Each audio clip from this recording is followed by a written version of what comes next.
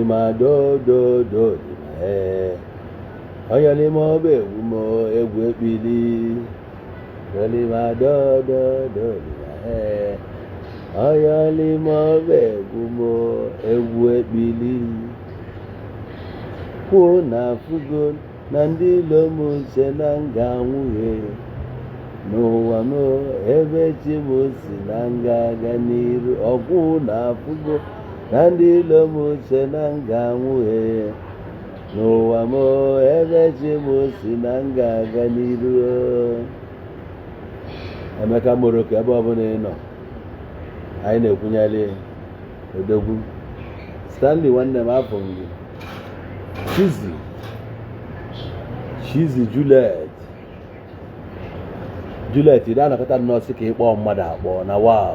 Ịma James ka ife na-eme nwanne m Okonta Chekwube.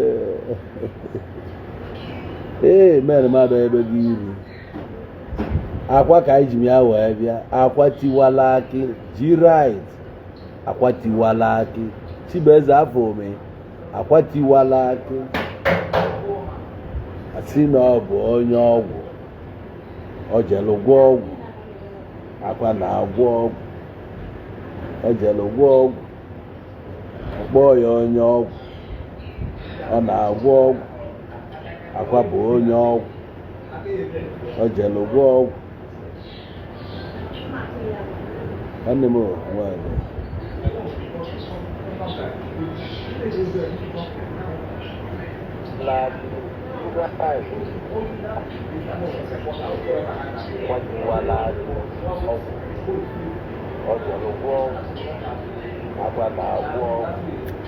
Okay.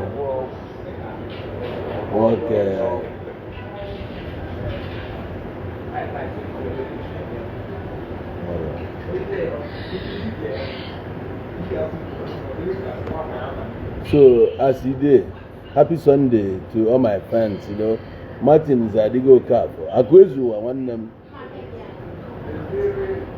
Kelechi Okoroji, Martin Zadigo Okafo, Stephen White, Okonta Chekwube, DJ Signal Junior, Osrod, Owogodi Yanwa, what do you know? Santos. So, as he did, only if you are big, I brought me big, man.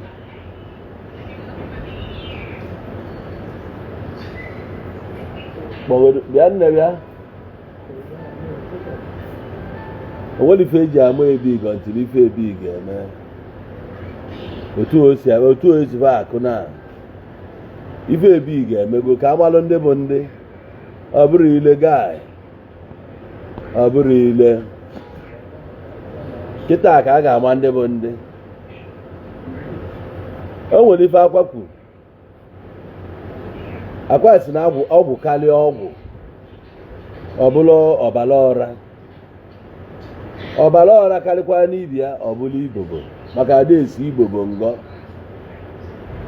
o nwere ife nji wepụta ka m mee this video m na-eme today bụ Sunday achọrọ m ka ọ kụziele a lot of people ife nwanne gee ntị anyị ncha niile ama ayị ala the same time ka isi ayị ala abụrụ ka m si ayị emem video 2 days back when they put most of the problems and they went Anambra State to all the parents and to all these idiots na-apụta n'iru akwụkwọ na-abịa compare ndị mmadụ na-ege akwa gị na onye abụ ọgbọ na ebe ọgbọ gị nọ na-edi isa ndị a ichefuo na anyị ncha niile mụ na gị burugoro ọgbọ ya bụrụ ebili enwere ibe a na-akpọ ebili maọbụ ebulu n'ala Igbo nwee ibe a na-akpọ ọgbọ ọgụ bọsị amụ ga-abụrụ bọsị amụ ma amụgodo ụmụ the same day with you anyị abịara na the same family anyị abịara ụwa the same time ụwa bụ ndị na-eje eje ndị na-ana etu isi eme ọpụreti abụrụ ka isi eme ọpụreti chi mụ na ga abụrụ ofu enwere ike deelu gị n'ụtụtụ deelu m n'efie nwee ike deelu onye a na mgbede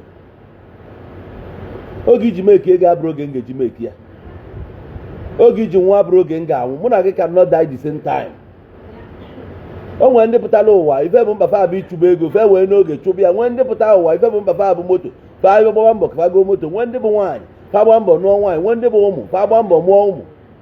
Kwesi anyị ncha niile abụrụ ofu. Ụra na-epuchu ndị mmadụ na gị ndị gị na fa bidoro the same time na fa eruo n'ebe dị one a gị nwa n'ebe ị nọ. Ngwa pụta ka ifu ka esi egbusi fa today. Ebulugo akwa ma ụfọdụ ụmụ dibịa o nwere ndị dibịa fụrụ akwa chọọ ka fa dị ka akwa. Agwara gị that you can never be onowu Igbo and onowu Igbo can never be you. Mụ na gị abụrụ ofu ife. Etu nsi achụ ya abụrụ etu isi achụ. Don't ever dare to be me. Don't even wish to be me because I never wish to be you. If otu Obi Kubana nọ na otu Obi Kubana nọ achọghị m ịdị ka Obi Kubana. I don't want to be like him. Obi Kubana nwere ike ọ bụrụ na ọ ga-anwụ at the age of 56. Ana ya mara ya ọnọdụ kịta na-eme ife gị ya na-eme ife niile chọọ ka ede ka ya by 56 asị gị nwụọ na ịma like ya. Asịrọkwa m asị gị na o nwere ike. Nna amalụ gị atụ. Anyị enwere ofu destiny. Na-ewe Igbo na ndị gị na fa bido si ote gị bido ife Facebook na ebe ị nọ na ndị ọzọ eme na nke eme nna ya bụrụ ofu. Nke ọlụgụ ma achievement ndị ị na-ene ya nwere ike fe menụrụ ya half. You want to compare me and them? Mụ bịa agbanye ụlọ m n'ọkụ ịchọrọ ịfụ my house Chukwu kpọọ gị ọkụ dị a. So onwe ofu ife m mere achieve m bịa gbanyelụ gị ya n'ọkụ. Onwe nke mbebe anyị ncha da eme ofu ife na onye a nwere ike ọ like ịda eme ya. Onye a like ịda eme ya. Mụ na fa bụrụ most of ife ị na-afụ n'iru akwụkwọ. Oge m pụta n'iru akwụkwọ fa myself ka nọ secondary school. Oge m nọ n'iru akwụkwọ fa nọ na secondary school. Yes. O nwere ndị dere WAEC 10 years ago nweta admission.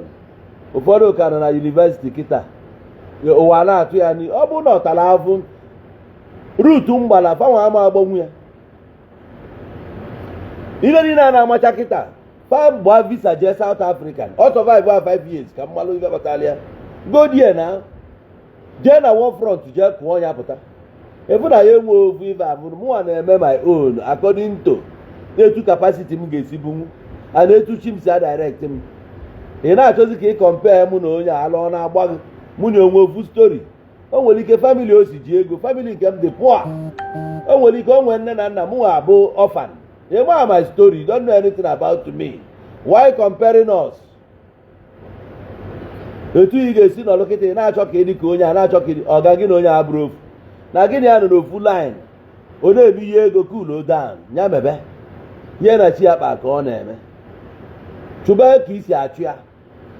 One day chi ga-esikwa elu gị ụzọ ọ meelụ gị ọ dị ụwa ka fim nke nwasef ị na-asị ọmụnwa.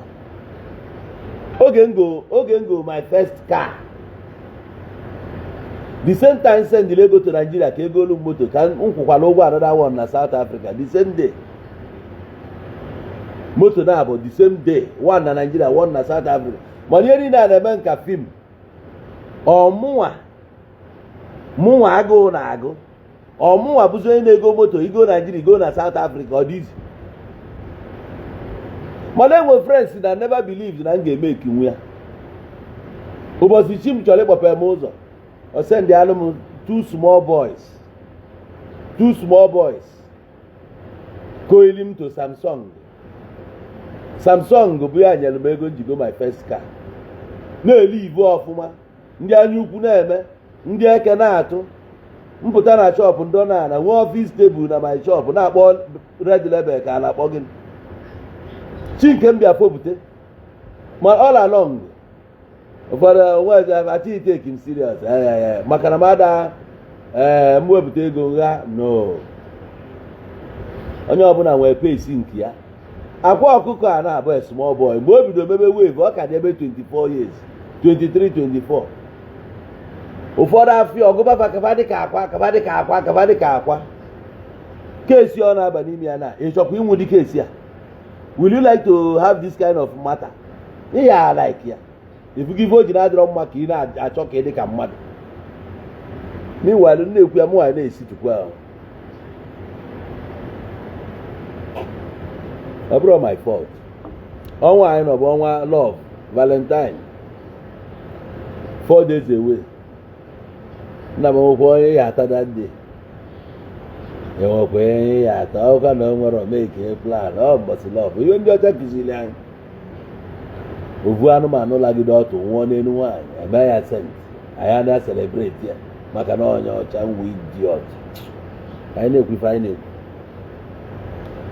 okwu akwa alụ gọọmenti ntị based on ife na-eme na Anambra steeti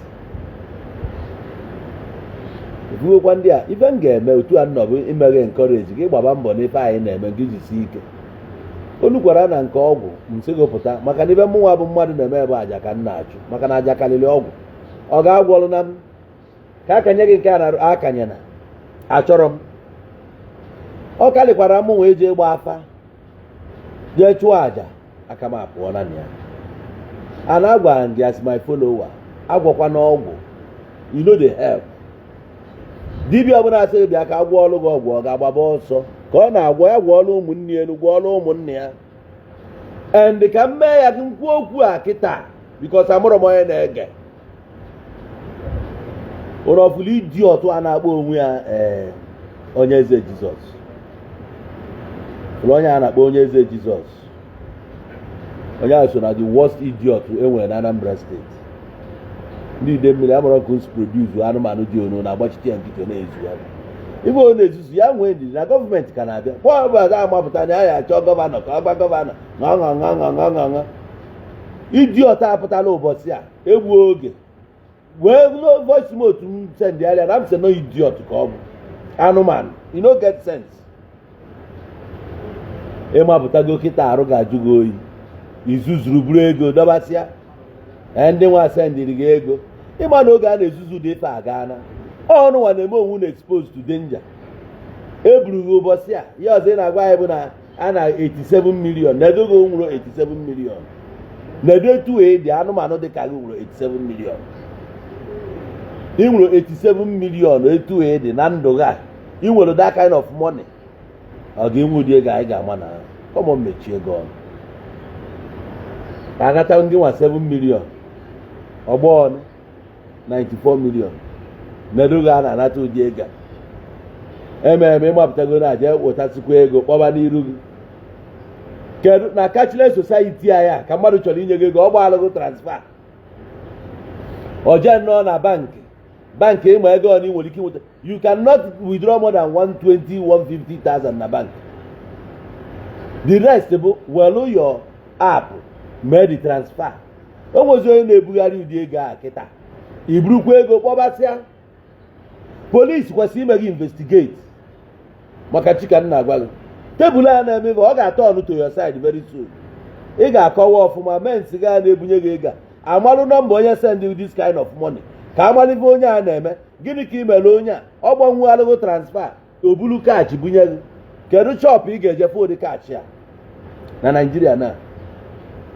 import and sef adịghị enwe ụdị kaachị onwe onye ka ji onwe onye ka na-ebugharị ego go na the days anyị na-ebu ego n'ọkpa eme travel ewere ego agba n'ọkpa eyikwasị ya trọza ada emezi ụdị ife a 1 million naira kaachị nke a bụ na ime emenwu transfer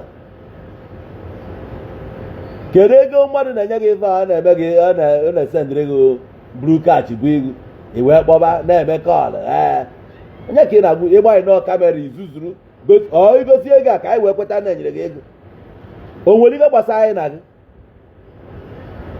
gọọmenti kwesịrị ime gị investigate ngị nwa you are supposed to be investigated ebe ihe na-akọ gị eli eburugu sọ gị bụ onye izi eburu na Anambra steeti eburugu in 4 months ịpụta ị kwesịrị na-enye Chineke ekene chọọ famili gị ebe ha nọ ka gị na ha nwee obi aṅụrị anyị na-anụ na gị na pinọpịna anọzi di a nụrụ ụbọchị a nwaanyị nụrụ 2022 ka 2023 by 2024 February ọ na-agbasa anya ị kwesịrị ịdị ashamed of yourself na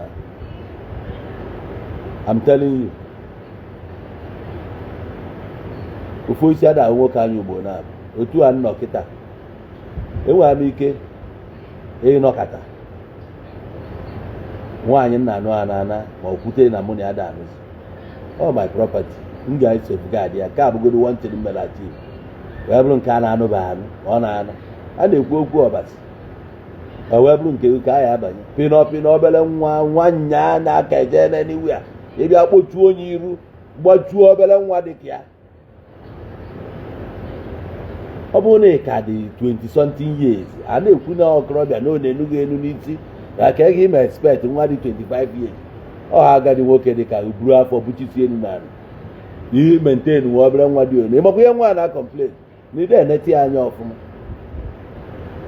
bifo iji nụọ pịnọpịnọ ebu nke ụzọ nụọ pịnọpịnọ eru arụ pịnọpịnọ nke m pịnọpịnọ gụ ka nke m nwa ahụ nke m enwere ahụ nke m dị very slim mụwa bụ ụzọ jee welụ mana efi ana m ekechi ya ana m ekechi ya ibu ọ na-ebu na arụ bụ na awe ka m si ebubatali ya ndị South mmechie shop mmechie di shop ndị Dubai mmechie shop ọ ebe a ka ego m gara ana ọ dịkwara akụchago m enyi m ma akụ na ibe ọbụla nwoke na-akụ akụsigo m ya o nweghị laịfụ ọbụla nwoke na-akụ ma akụbe nyanwa ya na-akụzi na ọ na-akụzi na mụnwa adị hapi na-ekili ekili ọ na-akụ ka ụmụazị ibie yetego ọ bụ crazy jeans ka atụ ibu mgbu ya nke adọlisi yetego nche ibu ya jeans eme ndọlisi enya bunye ya ụmụazị na-afụ ya ka a na-ekogodu eyetego ọhụsị ya ịdabụrụ ji na Daniels ọ dapụta ọ na-aga ndị mmadụ na-ekili ya ọhụsọ na-ede o nwere ihe ọzọ na nke buru afọ buchisie nna nne ere obere nwa iji eje kpọpụta nya gịnị anọzi egbe gọvanọ should send these guys ka a bịa mee gị investigate ka a malụ source of that money kedu onye anatu 80 something million 90 something million kesi adịghị na eyi agwa gọvanọ buru gị gọvanọ buru gị gwara anyị ndị buru gị ememe iburugo nne nwunye gị anyị ka na wọchị gị ka anyị ma ebe ị na mgbe nna agwa gị bụ ifuru ego ị na-ebupụte be careful izuzu onye ife a last time na-awụnye ego na mmiri eje ime oge polisi bịa ebe ịgwa polisi bụ na ba awụnyesikwa ego a na mmiri n'ihi na ejekwa je tụtụkọrịa ebe a na-akọwala onye a mmachi awa too much esi na ọ na-abụ awụnyesi ego a na mmiri ise ndị ndị mmadụ fa ga-atụtụkọsịa that money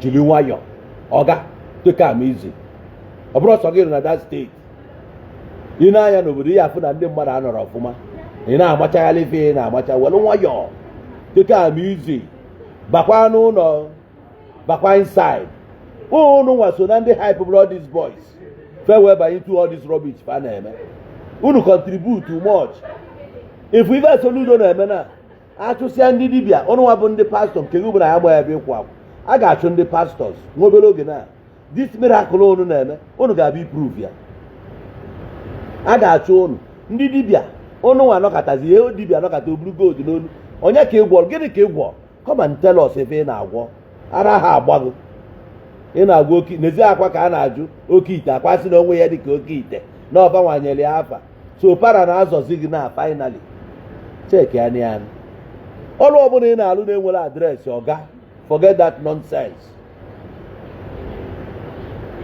ọrụ ị na-alụ onwere adreesị ị nwere complimentary card n'ebe a ka a ga-afụ gị etu a ka esi wee gwa ụmụazị a si n'ime ọfịa pụta Soludo siri na ya dị willing ịzụ reintegrate kwego back to the society eju nọlụ n'ime ọfịa ikolu mmadụ natu onye ego natu ya 5 million 10 million the worst bụ na ya igbue mụnwa bụ n'owu Igbo kpọọ unu si unu biko na the worst thing ị ga-eme bụ ịnatasịkwa mmadụ ego igbuo onye egbuo nwaanyị ga-eji na-eme ụdị ome a unu ewee megide wee mee ya a honorable member of the House of Assembly n'enu